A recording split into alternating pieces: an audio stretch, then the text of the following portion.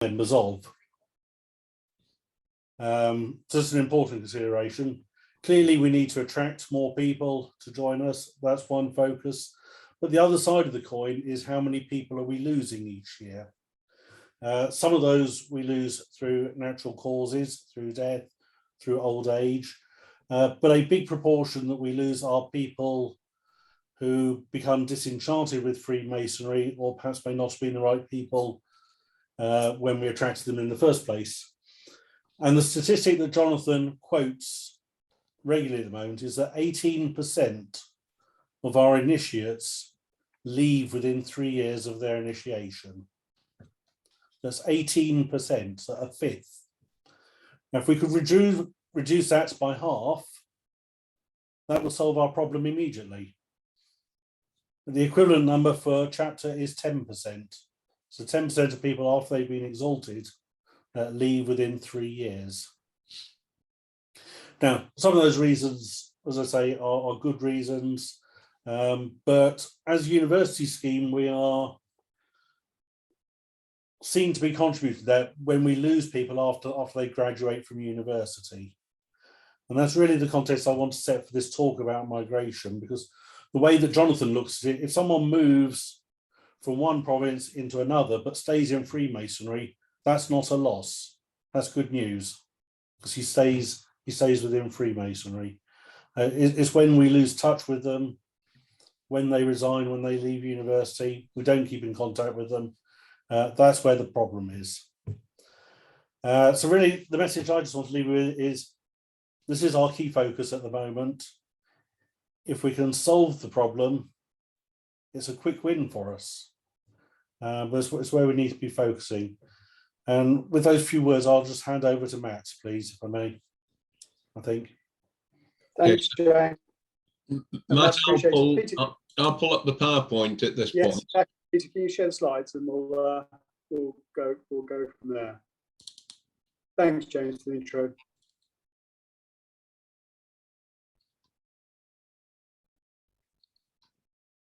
Hopefully.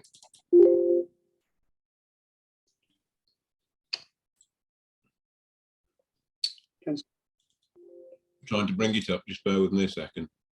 Yeah, do no on the pop-up and cancel the no there, and then that's right, and then just click on there. My computer's having a wobble at the moment.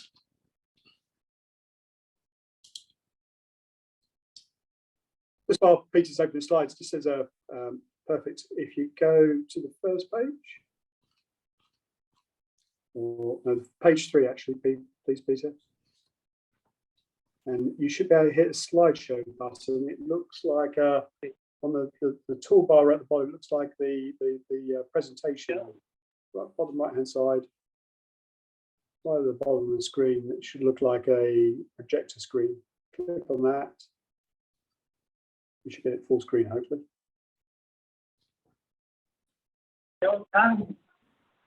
Are we not on full screen? No, not yet, Peter. You'll just find there's a little bottom. If you look right at the bottom of the PowerPoint, next to the 108% or whatever the slider is, yeah, projector. Click on that button there.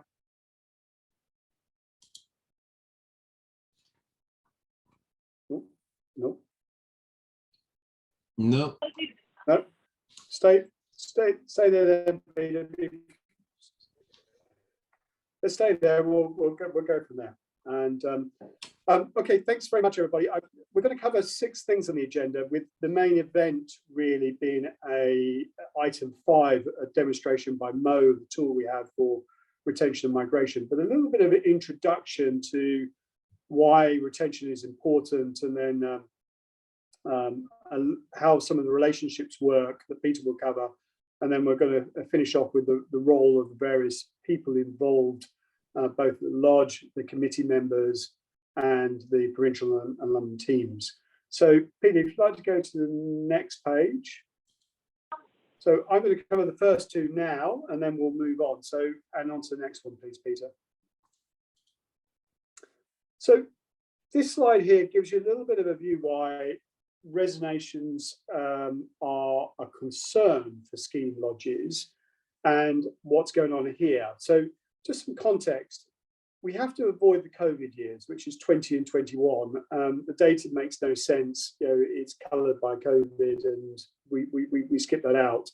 And 2022 is still suffering from the what I would call the Adelphi lag, where although we're already halfway into 2023, there's still a lag in the data in 2022, and I can't 100% trust it as definitive.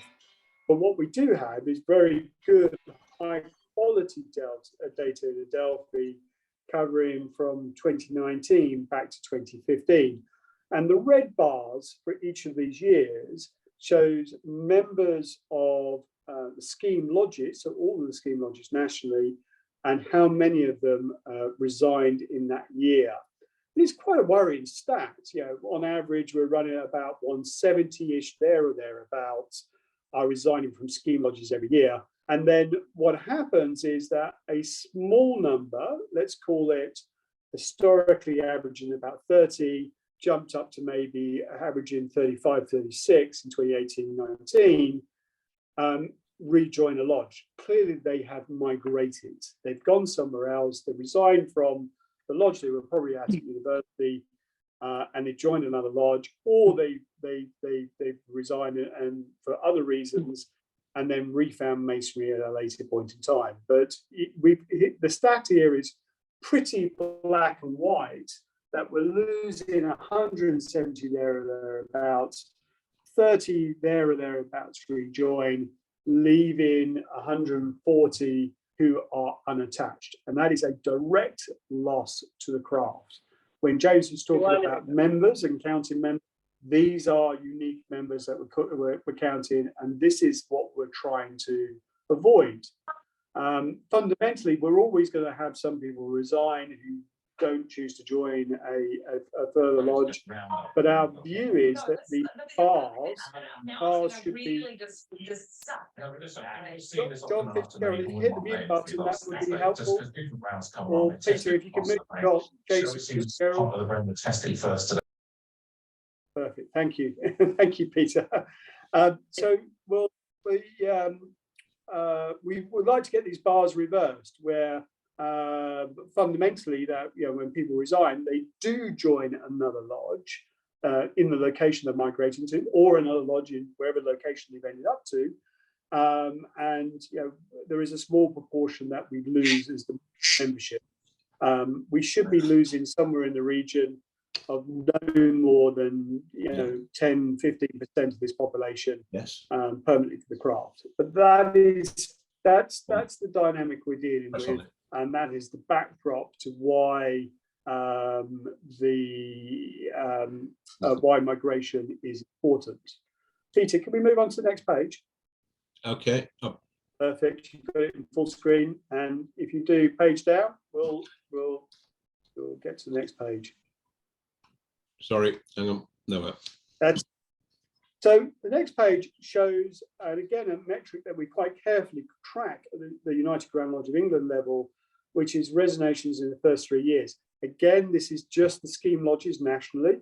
So we're looking at the members of the scheme lodges, the ones that resigned, and you'll see if you add the totals together, for example, 2015, you have 30 plus 22 plus 17. We're talking somewhere in the region of about 80 thereabouts. That's less than the total resignations in the year.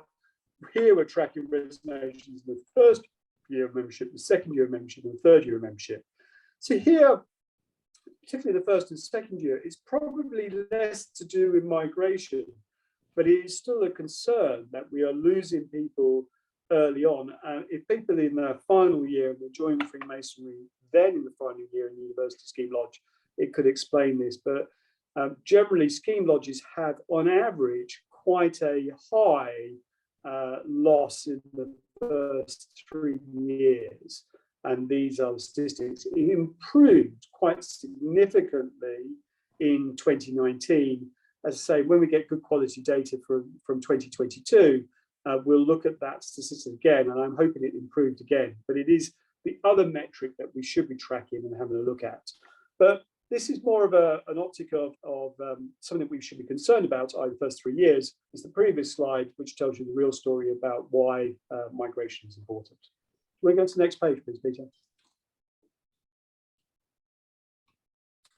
So the scheme lodges themselves have some very specific challenges that we need to deal with. And again, why migration for scheme lodge member, university schemes lodge members is very important. By very definition, the members of a scheme lodge are university students and they will naturally have a short-term location. You're born in Wiltshire, you go to university in Manchester, you graduate, and then you go and work in Edinburgh, is one example of a potential flow. And they're likely to be in their university town for a period of 3-4 years, maybe a little bit more with some postgrad, but a finite period of time. This is very different to the average lodge, which will generally be attracting members from friends and family of its existing members, where we will find location will be much more stable. We expect people in scheme lodges to generally move to another area and therefore need to join another lodge in a period of time. Another challenge, and one that I think has been over-highlighted in the past, but something to be aware of, is that university students can have temporary contact details, especially email addresses. The old one to watch for is the .education or ac.uk email address, which is clearly their university email address. And we need to be wary that those email addresses are the only contact detail we have for the members of the lodge. One of the things that I think we've found before is that we don't see someone in a university scheme lodge for post-graduation for a couple of meetings. The members try and reach out and the contact details have long since been deleted at the university. So it's important that all of those involved in the administration of contact details, not just the secretary, but anyone who knows the member, to make sure that there is additional contact details, mobile phone numbers, WhatsApp, etc., or personal email addresses that can be used over and above this university ones. And also, particularly for us old ones on this call, that we feel that email is the modern day innovation. Certainly, if you're under the age of 30, email is deemed to be a very old school way of communicating with each other. The choice of many a young person is to communicate via chat applications or social media applications. And the concept of sending emails and using that as a primary mechanism of communication is deemed not common. So we have to be, again, wary that when we go to make sure that we've got good quality contact details, it isn't just email addresses. A mobile phone number, a WhatsApp group that's enabled for WhatsApp being one of the best, but also social media contacts also are a good thing to have. And the last challenge specific to scheme lodges is, and maybe this is more general to Freemasonry, but certainly if you're a young university student and you're living, you're doing your degree, you're enjoying life away from your family for the first time, probably having a jolly good time and amongst working hard academically, Freemasonry is just one of many social activities they may be doing. And we need to remember that as us that are deeply seeped into Freemasonry, we see Freemasonry as a big priority in our lives, but it may not be for the university students. And it's just important to always remember that Freemasonry is likely to be just another social activity that they're engaging in. So rather than just being something that is a top priority for them. Peter, do you want to move on to the next slide and pick up after me, please? Yes, indeed. Just really echoing what Matt said, which is that we seem as a scheme to have got really quite good at attraction and recruitment, but we're not so good currently at keeping people within Freemasonry. And one of the problems, obviously, is the short time that we have students as members of their mother lodge, which generally they'll join in the second year of their degree, which gives us possibly 18 months with them. Not all students do move on at graduation. It's a particular problem for the more established universities. The newer units, the newer universities seem to have a 60 to 70% static demographic. They will remain in their area, which is a good thing. So if we're going to get a student initiated, we've got 18 months before what I laughingly term as a black hole of graduation. For many of us, it's probably a long time ago since we graduated, or maybe we didn't graduate, but it's pretty much a watershed in any individual's life and career. It's going to involve moving area. It's going to be becoming involved in the world of work for the first time, a new circle of friends, maybe new romantic involvements, whatever. It is a major life-changing experience. And somewhere within that, we have got to try to work in Freemasonry. In many ways, what lies between initiation and graduation is absolutely critical to our prospects of retaining these chaps. We know the pathway gives us broadly 3 areas to concentrate on, but to be honest, I think in a scheme lodge, those 3 dovetail almost seamlessly from attraction, engagement, and retention. And to me, once initiated, a lodge's primary objective is to have those young members, what I call take ownership of Freemasonry, such that they do actually believe themselves to be a part of Freemasonry and that Freemasonry is part of their life. How we do that, of course, is the tricky bit and is the engagement aspect. Briefly, and I know there are others that will input onto this, but we need to quickly absorb them into the lodge. We need to befriend them, talk to them, explain and help them understand what is a completely new experience. We can all remember coming into Freemasonry, I'm sure, but in a strange town, in a strange environment, it's more difficult for students. So we need to invite them perhaps to do a little bit of ritual, perhaps the tools at an early stage.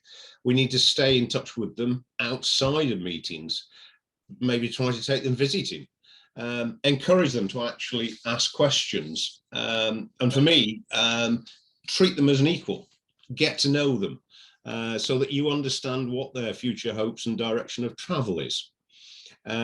Maybe hold socials if you have the time and ability. Encourage them to attend a rehearsal or lodge of instruction, but make sure you involve them when he does. It's all probably obvious, but we perhaps don't give as much thought and attention to it as we ought to. In a nutshell, the process is laying the groundwork to give a chance for the students' membership to survive this graduation process. It's not only Freemasonry that's new to him. He's in uncharted waters in many aspects, and we as a craft can help that. Going on from there, we have got, bear with me, who is involved? It's data retention next, data accumulation. Data accumulation, it's not a black art. It's actually simply knowing the basics about your members and sharing that information as necessary within the lodge.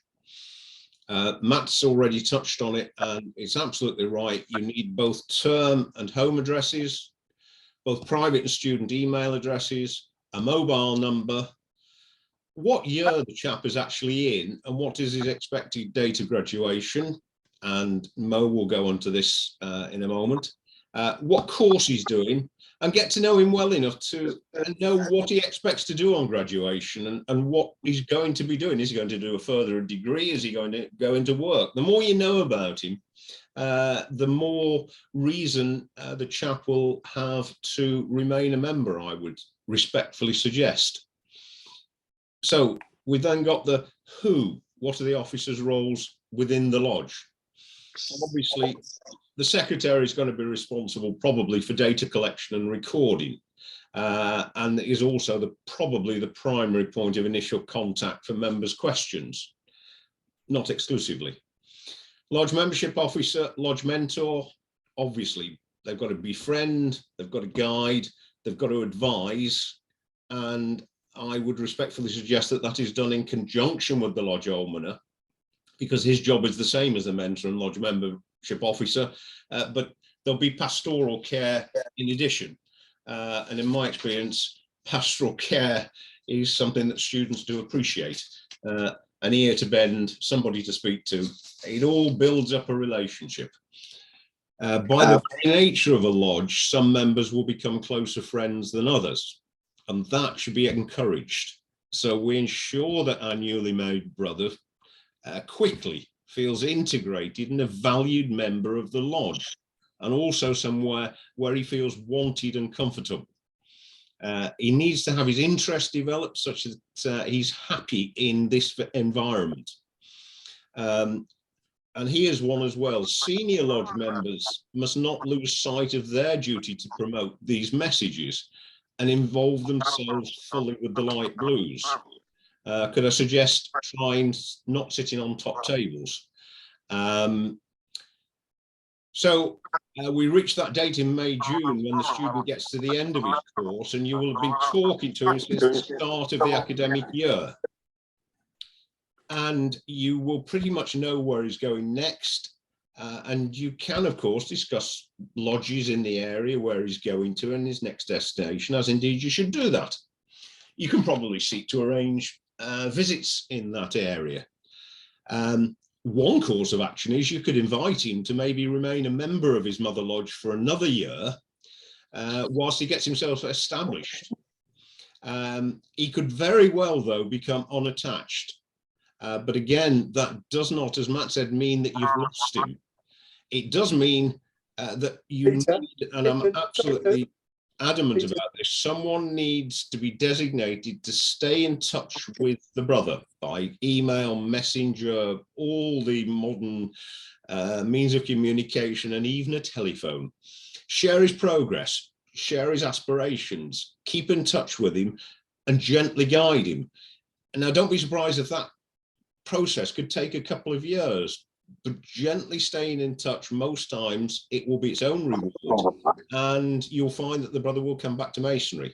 But Peter, yeah, just briefly to interrupt, can you mute Alan's iPhone, which I think is the one that's picking up a lot of cross talk? Thank you. Done. So I'll conclude just by saying, none of this is just going to happen.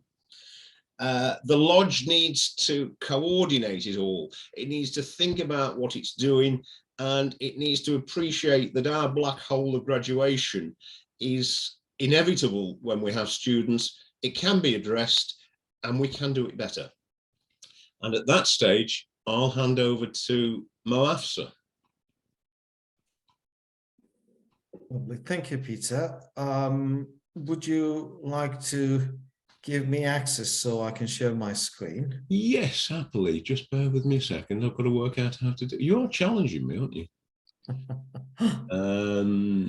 Because I'm on screen. While Peter's looking for Mo to be able to share the screen, I think there was a couple of comments here. Dave Thomas, you've got a view here. Maybe you want to add.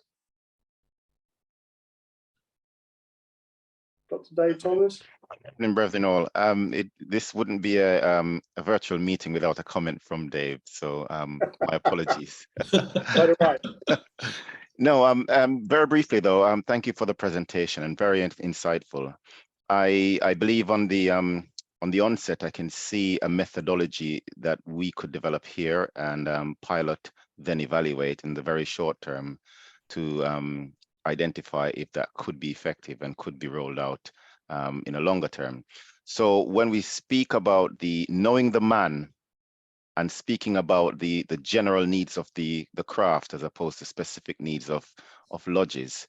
So I'm thinking about a referral pathway, establishing that referral pathway from the off. If we know that Dave joined and he's from Derbyshire somewhere and there's a lodge there, we are now thinking from the beginning that he should be made aware of that lodge in his hometown and possibly making those connections. In fact, when Dave is initiated, we could arrange a visit to his hometown lodge just to breed that familiarity so it doesn't come as a shock later on, 2 years later, when we're trying to signpost him when he's no longer interested, right? So I think there are some things that we could do, some easy wins, as they say. We could harvest those low-hanging fruit, but it warrants a development of a methodology. We need to be piloting that in the short term to redress that level of attrition that we are seeing in the data. But I can discuss that in more detail if colleagues are interested. But Dave, I think you're exactly right. It's what Peter was really referring to about knowing the man. You know, having that where have they come from? You know, where are they going? It's very key. I mean, we can all fall into the trap of someone joins the lodge, we just sign them up, we do whatever ceremonies, and we forget to know the backstory a little bit. And what you're referring to, I think, Dave, is knowing the broader story. You're absolutely spot on, I think. Exactly, and I think the general needs to take precedence over the specific in terms of university schemes. So when we initiate a newly made brother, we're initiating him into masonry and not into the lodge of Dave Thomas. So Absolutely. we want to keep him in masonry and not the lodge. Absolutely. So how are we doing, Peter, with transferring over? Mo's now. Mo, have you got the screen now? Yes, I do. Just could I ask? I'm actually opening a web page with people on it. Can everybody see that, or can anybody see that? Nope. No. Okay, Peter, because you have kindly shared your screen. Shall I come out of that then? If you're kind enough, if you could just go to the URL, schememigration.com. I'll stop sharing then, shall I? Okay, well, because I'm trying to share my screen now, but yeah, well, I'll stop sharing that. You then as host, that should work for you. Okay, let's see if that works. And Tony Jacobs, will come to you after Mo does his demo. So I know you've got a couple of questions. You've got an awful lot of scheme lodges. And can anyone now see a web page with people on it? Alas, not. Okay, Peter, I think rather than playing around, if you're kind enough just to share your screen as you did before, just go on the URL and I'll talk through it. And whilst you're finding that, brethren, the idea is at this stage just to facilitate the migration process. We thought that it would be useful to have a unified link that we could use across the board digitally.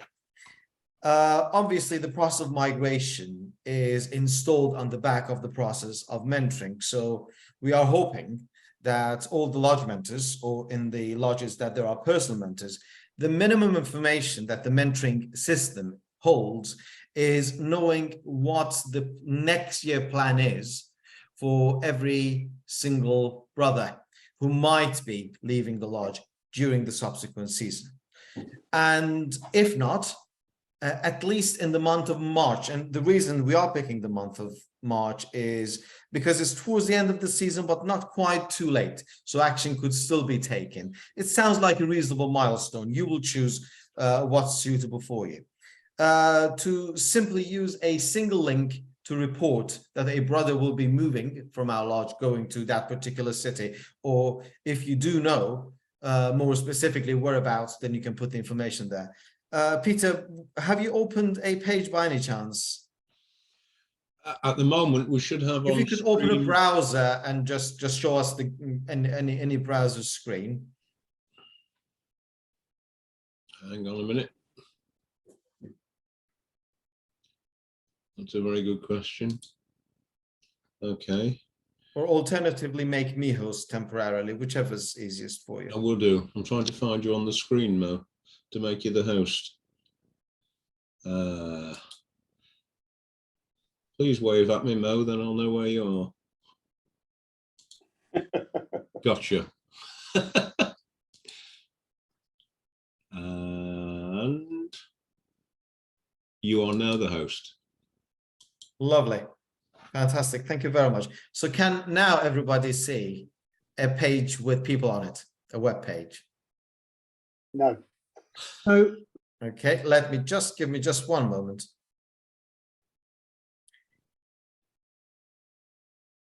I hope you do now. That looks better. Lovely. You Thank you may- very much. yeah. So this Lots of people. URL was simply the reason we chose this one is just because it's memorable. Schememigration.com. So you don't have to have the link to a Google form to keep searching for it and asking for it. So whenever you put schememigration.com, this page opens. It's a single page with a single link on it.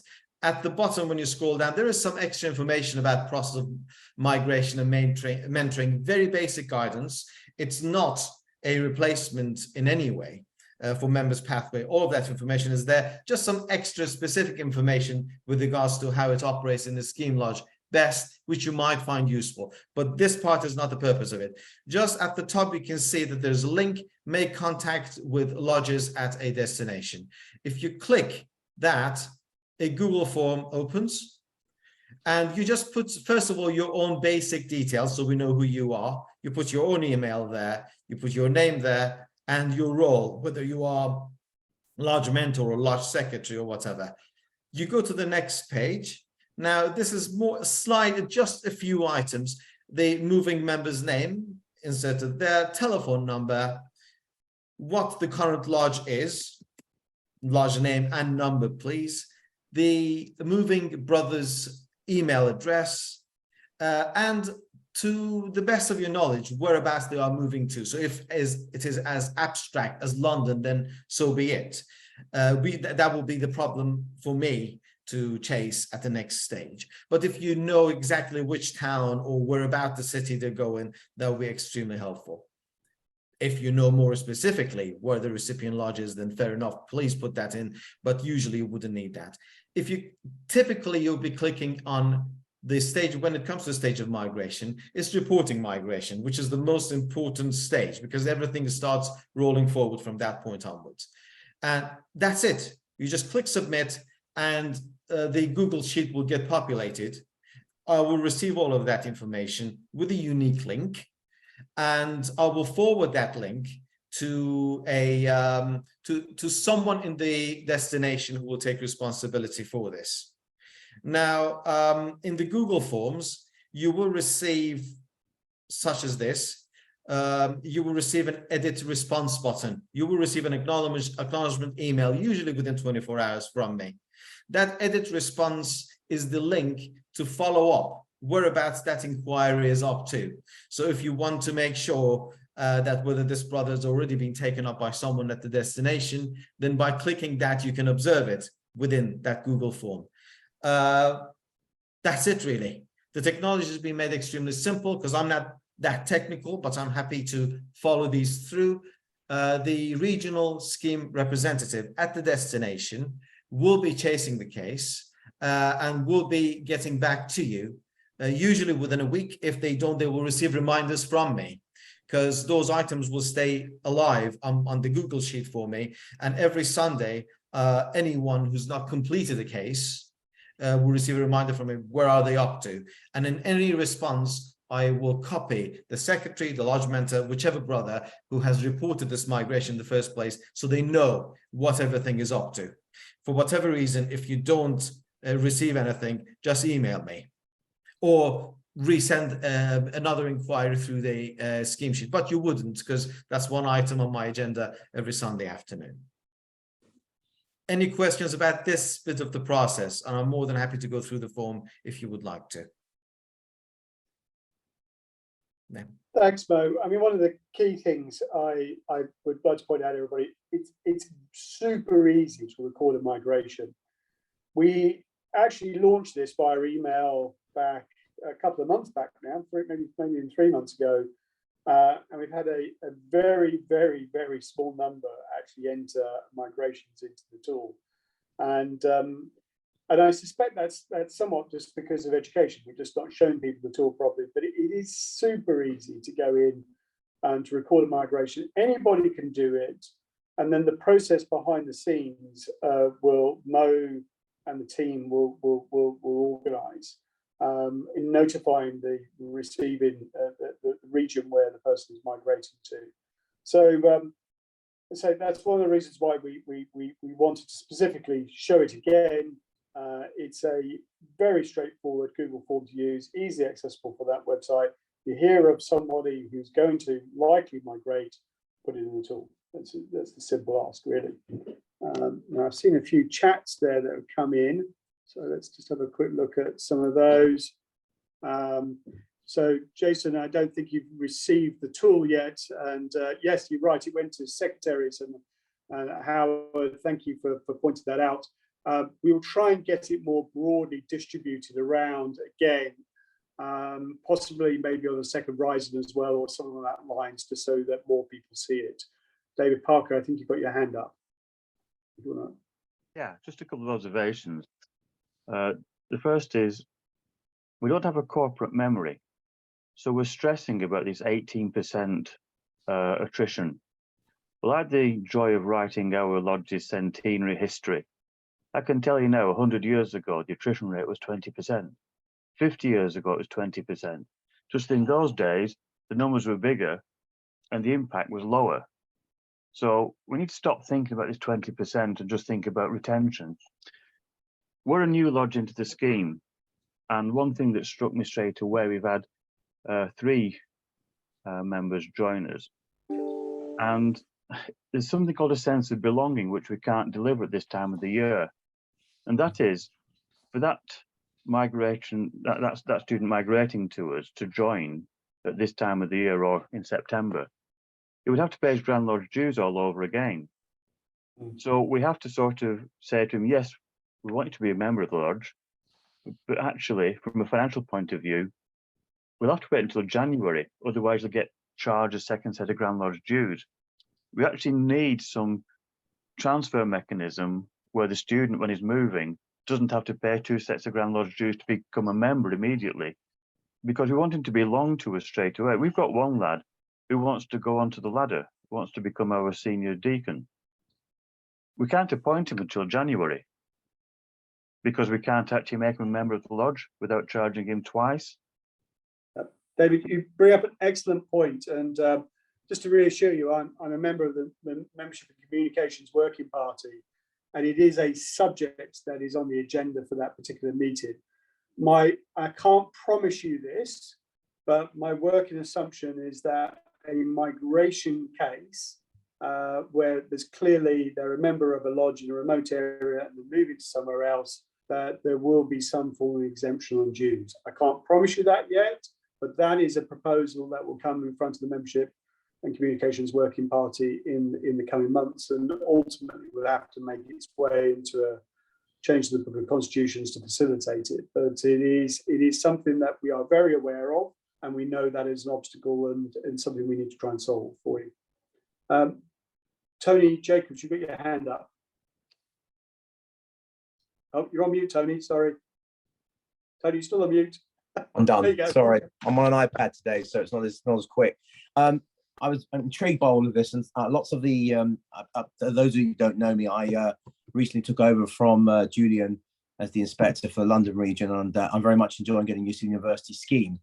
I spent 8 years working on the allocations for Metropolitan, so I understand a lot of what's been said here, because I've done and been through all of this countless and countless times, but for masons that are of a different ilk.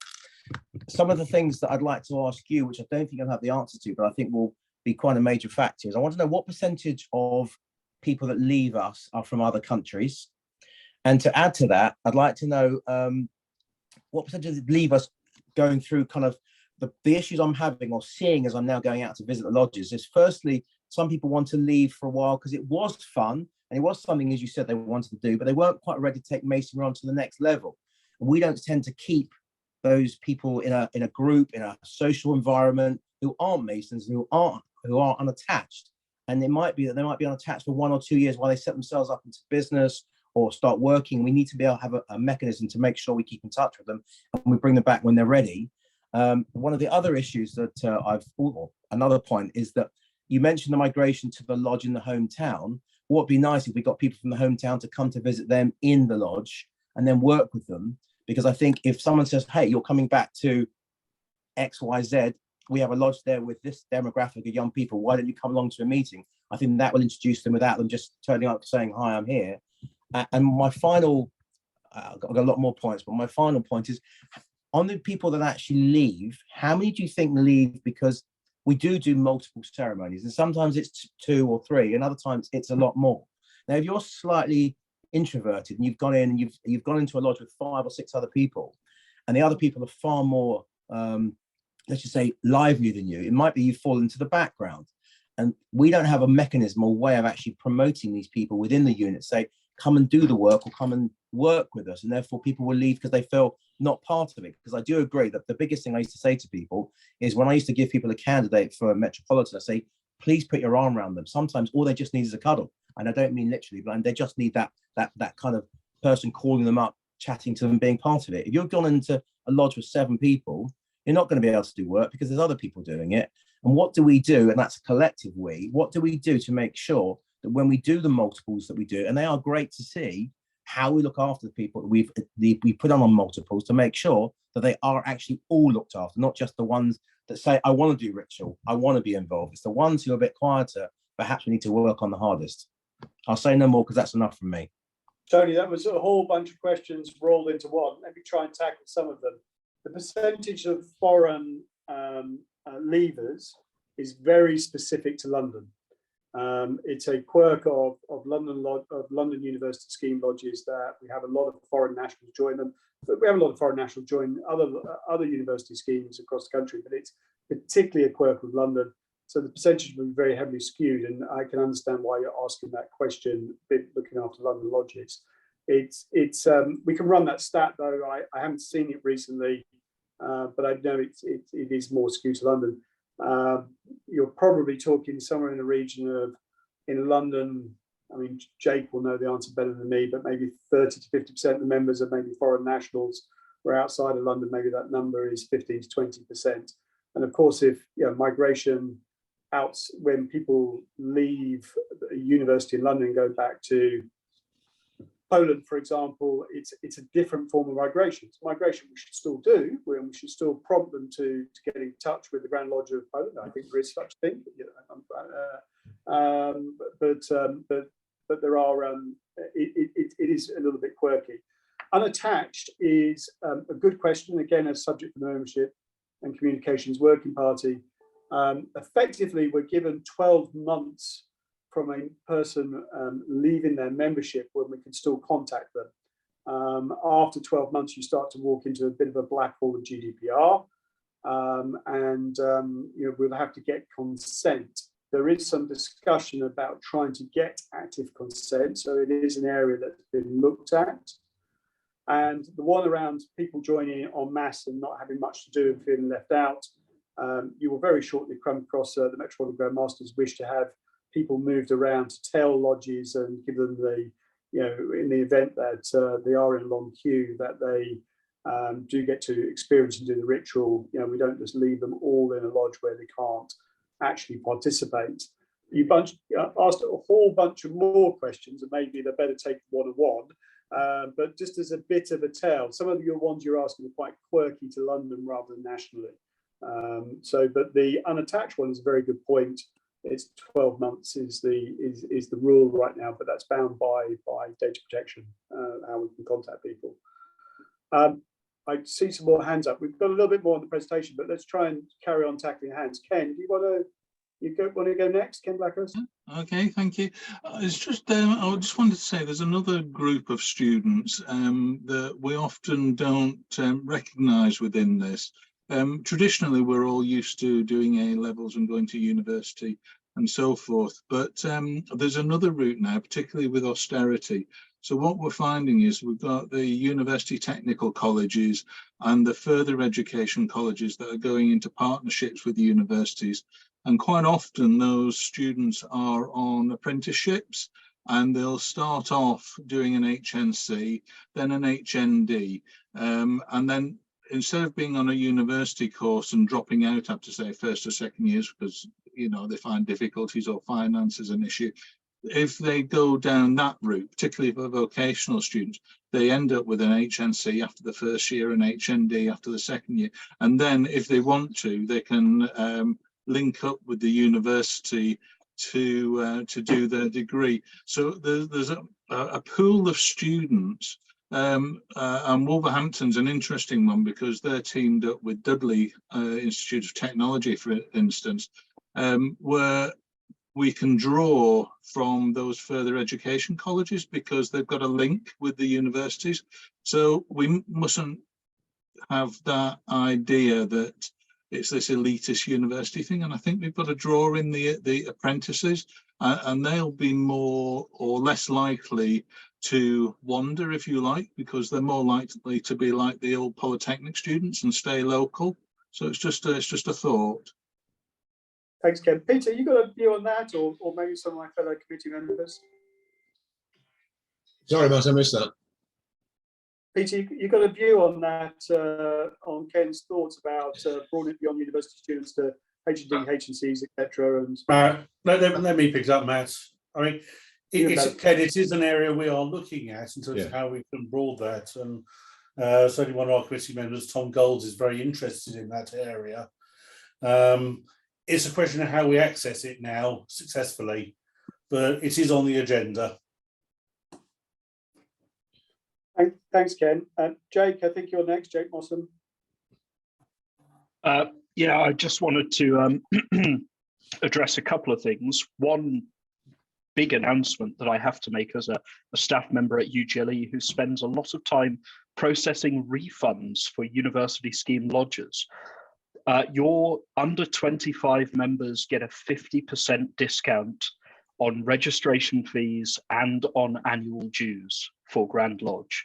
So please don't pay the full rate. Otherwise, I have to sit in the office and process all the paperwork to give you money back, which you hopefully then pass back to the individual member. That's the hope. But partly with the migration, that's what makes it a bit more affordable for somebody to be moving lodges if you're generous with the joining fee. So that's something to bear in mind. Zvi, you asked a question about the Federation of School Lodges and the Public Schools Lodges Council. That's something we in London certainly are looking at. We're collecting data now for anybody who's been to a school in England and Wales, so that we can try to pair them up with their lodges, and I'm sure that we can feed that data into the National Scheme Committee. And finally, a short plug. The multiple candidate thing and engaging everybody, mentoring is the key here. And anybody who is coming along to the scheme conference on the 20th of April 2024, unless I really misbehave before then, will be able to come to a breakout room led by me, talking about mentoring and its key role in the retention and engagement. So, you know, watch this space, and that's something that we have to bear in mind. But multiple ceremonies are not necessarily a bad thing if we engage everybody properly. Thanks, Jay. Let me add very quickly on the public schools, but I was talking to them the other day, and we are considering an early proposal for a joint social event at some point to just foster the links. Thanks, James. Thanks, Jake. Clive, you're probably next. Your hand up. Okay. Thank you, Chairman. Yeah, a couple of points. I'll be as quick as I can. I'm from the University of Birmingham Lodge, who was second in the scheme, because David Williamson was a Warwickshire Freemason and Hughes. Anyway, we follow our traditions are those of Apollo, because the founding master of our lodge was from Apollo. And one of the things we followed them with, which hasn't been mentioned yet, is we have a thing called the University of Birmingham Association. So if members, particularly overseas students, and I disagree with the point about London, Birmingham have a huge overseas student population, and most of our yes, you do. Yes. Most of our members are actually overseas students. So we have this thing which we followed Apollo, called the University of Birmingham Association, And if a member wishes to put their membership in abeyance, they can resign from the lodge, but retain a membership of the association. And so we continue to be in touch with them. So the second point is, someone raised the issue of home addresses. Now, this might be a peculiarly Warwickshire situation. I'll leave it at that. But we are I am advised as a university secretary, when getting applicants to fill out their Form P, to put in their term time address and not their home address. Because if it's their home address, then we've got to seek permission from another, possibly from another province. So our Form Ps have term time addresses, which can be extremely short-termism. So I think we ought to address that. I mean, obviously, it's within our own remit to ask separately for the candidate's home address. But from a Form P point of view, in Warwickshire, it's the term time address and not the home address. That's the important point. Can I make Well, a suggestion? that's the same for everybody, I think. I mean, it should be the term time address for the point you just raised. I think as Howard's pointed out in the chat and you just referenced, it does not stop us asking them separately for the home address or other contact details. And we've got to be careful not just to use the Form P.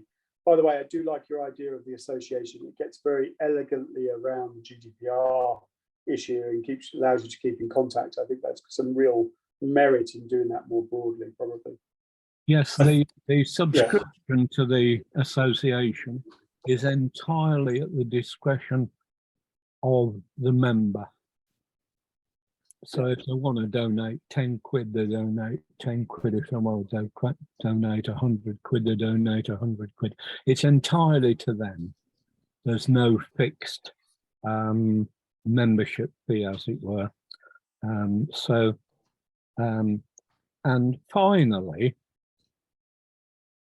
I have been a member of the University of Birmingham since 1967, which is an incredible period of time. I'm lucky to have lived as long as I have. But I contacted on my own volition one of my former students who I knew from couple of 3 years ago was interested in joining Freemasonry but hadn't followed it up. So I followed it up with him, and his answer was quite simple. When he graduated, he had a 60k debt, and with the cost of living issues and his debt, he could not continue to have an interest in Freemasonry. And as the University of Birmingham Lodge, I'm rather concerned that we haven't received an application for membership from a student of the University of Birmingham for over a year now. And I just want to ask a general question. We are considering, we haven't decided yet, but we are considering offering scholarships. Does anyone else do that? So I'll start. James, Peter, anyone got a view? I don't think so, but James, you maybe know more than me. Not on scholarships, no. I mean, we did it the other way around. We give scholarships more generally to universities, but it's on case it's a lodge by lodge basis that does it. So I apologize, but that's just a sort of marketing ploy. If a lodge was to subsidise a member, that's their own choice. Yeah, but is it general? Pardon? Is it generally done? I mean, we're talking about it. We haven't made a decision yet. I'm not aware it's generally done. No. The point on, I'll just go back on the home location, that was to deal with Rule 158 inquiries, which I thought was being relaxed at some point. So that may become less of an issue anyway. Okay, thank you. Thanks, Clive. Good points. Andy, I think you're the last one with your hands up, and then we'll finish the last few pages of the presentation. Thanks very much, Matt. I'd like to try and come back to a little bit more on basics, if we can. I think it's important that we acknowledge that we're bringing people into masonry, and it's part of our responsibility to find out why they came in. If we know why they've come into masonry, we've probably got a better chance of keeping them. And I think I've made a point on the messages that retention starts from their initiation. It doesn't start in the second year or the third year or wherever. It should be part of our desire to get to know more about our candidates from day one. And we've talked about involvement, and I think we've come across the problem where, and we're even now talking about some form of transfer scheme to lodges that are in trouble, to try and give them the opportunity to get on the floor if that's what they want to do. But equally as well, to understand how they want to move forward. We're talking about a lot about numbers, but we're actually talking about people. And I think we need to get back to why they join and how we can help them to remain members, and answer some of their questions in respect of why they joined, how we can help them in that venture. We've heard questions about people that said that they're not as verbal as some of the others, and that's fine. We've had some of those, and we can deal with them as well. But I think the other point that I'd like to make is that I've heard a lot about people leaving masonry from university lodges. I think we should make it they never leave unless they actually want to leave. They might not stop, they might not be paying fees, but that doesn't stop us from keeping our involvement with them. And I think we need to, the point that was being made before about having home addresses, whatever, that takes place after the event. We need to be in constant contact with them. The more events we can organise, and societies are a huge bonus to us. And I think they are equally as well a measure to keep involvement and keep knowledge of where people are and where they're going. And lastly, we have a very, very strong WhatsApp organisation within our lodge, taking up the point you were making about the fact that emails are perhaps not fashionable anymore. And that WhatsApp is a huge bonus and gets a lot of attention from a lot of the members, including some of those that don't always attend. Thanks, Andy. I think all very valuable points, and the idea of keeping in contact via an association, for example, I think is that Clive brought up, is a very good idea. We should view these people as members unless they don't give us consent to keep in contact with them. So finding a mechanism to do that may be something we will look at nationally in due course, but anything that anyone can do locally around that is a good idea. I'm just conscious of time a little bit. Peter, let's do the last couple of slides, and then we'll come back to any questions at the end. So we'll just finish off on the slide material very quickly. If you just want to skip forward, if you put it in full screen view again, if you can. So yeah, that's perfect. Just and Peter already touched on that everybody is involved, And Mo showed you the tool. It's easy to use. The key point is and will always be, if you hear of migration, then put it in the tool. Don't wait for the secretary to do it. Don't wait for the membership officer to do it. Don't wait for the university scheme liaison officer to do it, or the RCG member to do it. If you hear of somebody and they say, I'm going to leave London and go to Birmingham, or I'm going from Manchester to Edinburgh, put it in the tool. If we've got it in the tool, then we can start tracking it, and we can make sure that we can start to understand potential places where we can place them in a remote location. That is by far the most important takeaway of everything we talked about. Is if you hear of it, put it in the tool. The RCG members, I list them here because sometimes I think we forget who they are. These are the if you can't use the tool, then contact your RCG member. They'll point you in the right direction. Peter, Mo, myself, others on this call are all RCG members, but they're all involved. Ultimately, when you put it in the tool and you say I'm going to somewhere in Thames Valley, then it goes to Mark Ball, for example. He will be the one who picks it up on the other side. When you go to his East Midlands, Bill Henderson will pick it up on the other side. So it's the RCG members that do the top level of the coordination. Next page, Peter.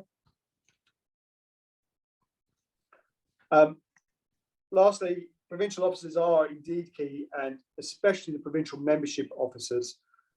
They ultimately they are adept at finding the matching lodges. So it comes to the RCG member, he will almost or will undoubtedly reach out to the provincial membership officers to find matching lodges. The provincial membership officers are the guardian of where to place people across the provinces, where the RCGs are the clearinghouse of what's coming through the tool. So they are absolutely imperative to it, and having, for the RCG members, having good relationship with the provincial membership officers will be best. London's a special case. I just see Jake has, I used Jake's wrong email address here. I used his UGLE one. We'll make sure it gets sent round everybody on the slides when we distribute them. He's right one for the university scheme, otherwise his UGLE inbox will fill up. London is a bit of an oddball case. It's very large. It has a large number of scheme lodges, and placing people in the right scheme lodges is done by a specialised team.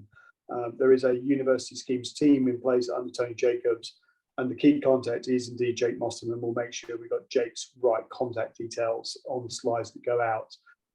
So if you want to talk to someone who's going to do the placement, then Jake is your best point of call for London. But go through the RCGs first, and they will then reach out to either provincial membership officers or the London team. And I think that concludes the slide where so Peter, if you close that, and there's probably a few hands up again, we'll take some more questions for the end. Zip, do you want to ask the next one? I see your hand up. You mean me? Yeah. Please, sorry. Yeah, that's all right. Ziv means light and Zvi is a stag, both in Hebrew. Yeah, sorry. It's okay. I was rather confused. I was just wondering about foreign lodges. When people go abroad or come to this country from abroad, I think we need to consider possibly, particularly when they're in a district under UGLE, finding lodges that are appropriate for them there as well. And I don't know if there's anyone here who's in a district abroad in the university scheme. It's a great question, James. You've got a view on this about the interaction with the districts. It's a complicated one. This one. Yeah, I mean, we've got half a dozen lodges in districts within the scheme, and there's no reason why they shouldn't participate in this. Other grand lodges, it's much harder. They generally come through personal contact at the moment. We just don't have a mechanism for doing that. I'm just thinking it might be useful just to be able to flag someone as a university scheme type person, someone who would fit into a university lodge, particularly if they're coming abroad and already a Mason but coming to study in. Yeah, I mean, so we hear from it. We do have our contacts within the Chancellor's team, and we had someone who's dedicated within that team for the university scheme. So we can try and facilitate it through that. But at the moment, our focus is on the homegrown people. Yeah, I mean, I'm just aware of it because in Greyfriars we've had several people go abroad, and that's in Reading. And I've just noticed. We have from Apollo and from Blockley as well in Oxford. So it's, Okay, so it turns out there is a mechanism there. Gary, you've got your hand up. Next one. Yeah, cheers. It's just off the back of Svi's comments. Is it not worth considering compiling a list of where we do have contacts? For example, in Hertfordshire, we had one of our Nigerian students went back, became a Nigerian Mason, and has carried on there, and it's become a point of contact there. So now if we have any other Nigerian students who are on the 2-year visas and going to go back there, we have a point at which they can continue their Freemasonry. Might not necessarily be Grand Lodge of England.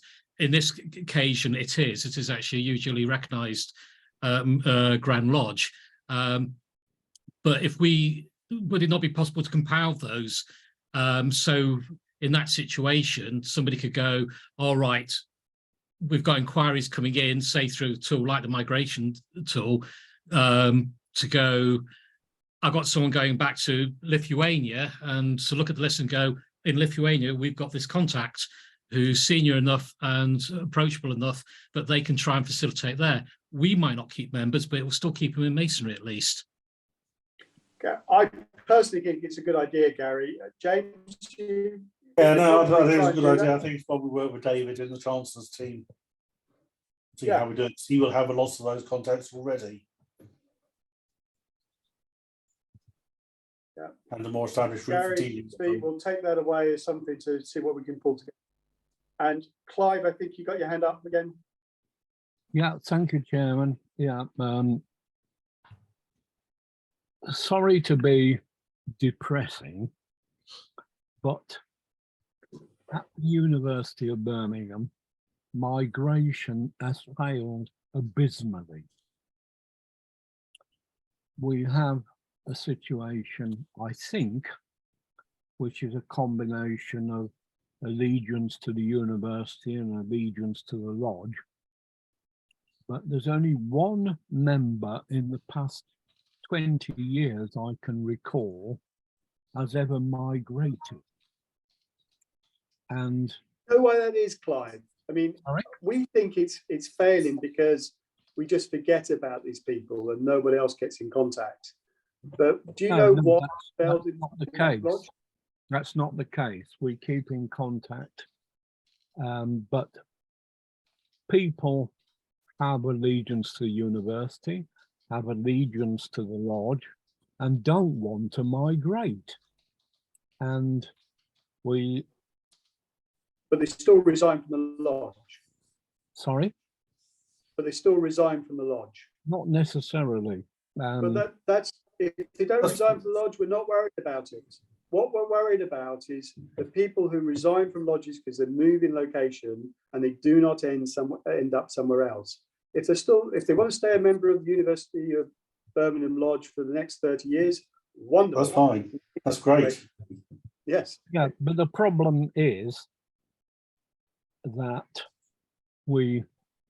maybe it's a problem of our own making. But when we had to move from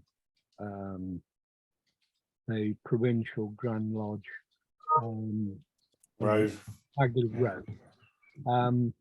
we chose to move to 7th Street, which is adjacent to the Birmingham main railway station.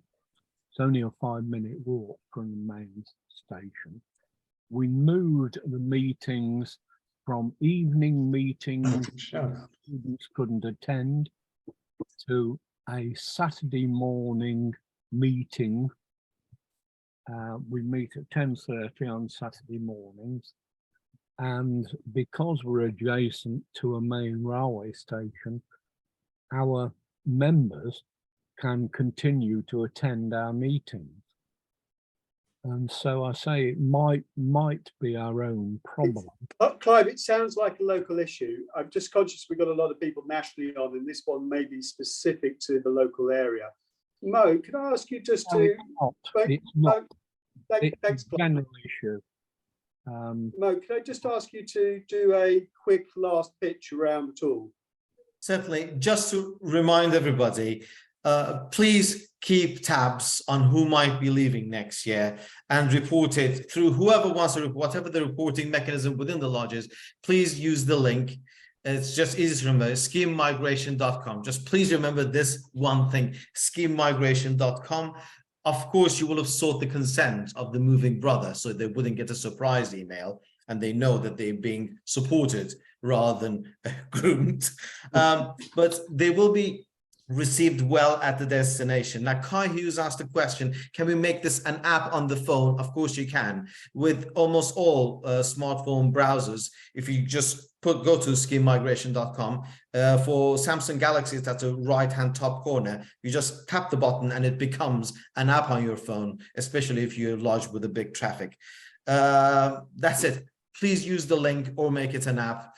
We are relying on this. Those new members, those are people who are already committed Masons that have shown intention of joining a lodge at the destination. These will be long-lasting members. Thank you very much. Thanks, Mo. What we'll do is we'll send the slides out and the link to schememigration.com to everybody that's been on this call. I think we've probably got your email addresses. Peter will maybe have to decrypt them from Zoom, but we'll get the slides and the link out to everybody. But thanks very much for the participation. And James, do you want to say anything for the end just before we go? I just re-echo, Matt, your thanks to everyone for not only turning up today, but participating in a good debate this evening. It shows there's a lot of interest in this and we can move forward from there. And also reiterate my thanks from earlier to Matt, Mo and Peter for putting all this together for us. So thank you all very much and have a good evening. Thanks, James. And thanks, Peter, for the tech. Thank you all. Thanks, Matt. You now need to work out to close the meeting. Bye, everyone. Bye-bye. Bye.